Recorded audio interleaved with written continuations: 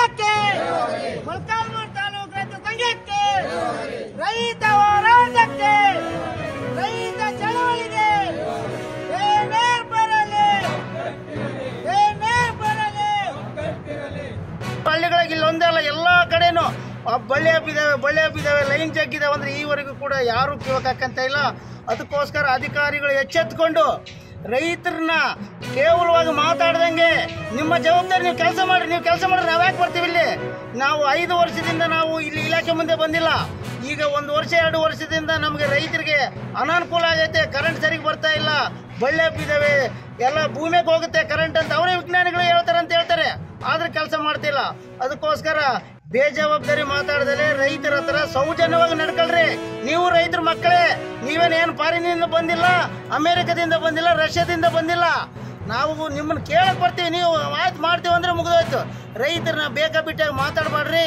ರೈತರನ್ನೇನನ್ನ ನೀವು ದಂಗೆ ಎಬ್ಬಿಸೋದಾದ್ರೆ ಇವತ್ತೇನು ಉತ್ತರ ಕರ್ನಾಟಕದಲ್ಲಿ ಕಬ್ಬು ಬೆಳೆಗಾರರು ಹೆಂಗ್ ದಂಗೆ ಎದ್ದಿದ್ದಾರೆ. ಒಂದಲ್ಲ ಒಂದ್ ದಿವಸ ನಮ್ಮ ಚಿತ್ರದುರ್ಗ ಜಿಲ್ಲೆಯಲ್ಲಿ ರೈತರು ಕರೆಂಟ್ಗೋಸ್ಕರ ದಂಗೆ ಎದ್ದೇಳ್ತಾರಂತ ನೀವು ಮಾತ್ರ ಮರಿಬೇಡ್ರಿ.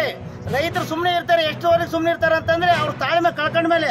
ಅವತ್ತು ಉತ್ತರ ಕರ್ನಾಟಕದಲ್ಲಿ ರೈತರು ತಾಳ್ಮೆ ಕಳ್ಕೊಂಡಿದ್ದಾರೆ, ಇಲ್ಲಿ ಕೂಡ ತಾಳ್ಮೆ ಕಳ್ಕೊಂತ ಇದ್ದಾರೆ. ಅದಕ್ಕೋಸ್ಕರ ರೈತರನ್ನ ಸರಿಯಾಗಿ ನಡೆದುಕೊಂಡು ನಿಮ್ಮ ಕೆಲಸ ನೀವು ಮಾಡ್ರಿ ಅಂತ ಹೇಳ್ತಾ ನಿಮ್ಗೆ ಎಚ್ಚರಿಕೆ ಕೊಡಕ್ ಬಂದಿದೀವಿ ನಾವು.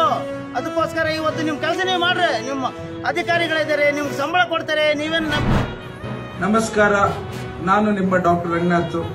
ಕುಣಿಗಲ್ ತಾಲೂಕಿನಲ್ಲಿ ವಿಶೇಷವಾಗಿ ಕುಣಿಗಲ್ ಚಾವಡಿ ಗಣೇಶ ಉತ್ಸವದ ಅಂಗವಾಗಿ ಬಹಳಷ್ಟು ಅದ್ದೂರಿಯಾಗಿ ಮಾಡಲಿಕ್ಕೆ ನಮ್ಮೆಲ್ಲರ ಯುವಕರುಗಳು ಸೇರಿರುವಂತಹ ಹಿನ್ನೆಲೆಯಲ್ಲಿ ಈ ಉತ್ಸವಕ್ಕೆ ನಾನು ಸಹ ಭಾಗವಹಿಸ್ತಾ ಇದ್ದೇನೆ.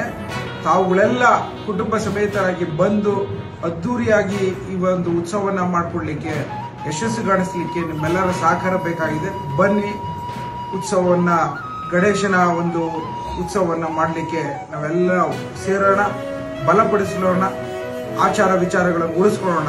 ಧನ್ಯವಾದ.